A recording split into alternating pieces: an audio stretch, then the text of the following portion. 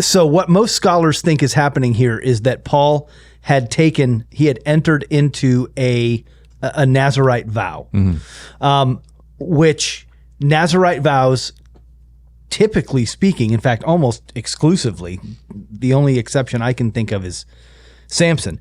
They were temporary. These were not permanent vows. They were entered into usually for one of two reasons. Either it was it was supplication. You were asking God for help, and essentially it seems crazy to us, probably from a New Testament perspective or from a Christian perspective, because it seems transactional.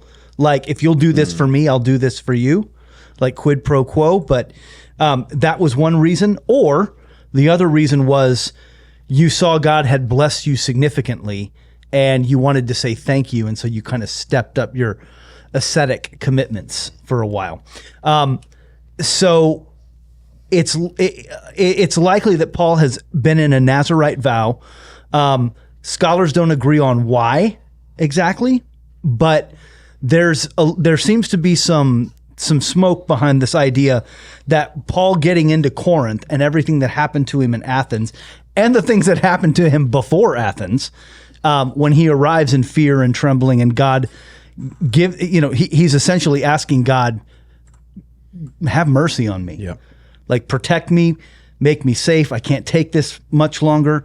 And in that, God shows up and says, hey, you are safe. This city is filled with my people. Yeah.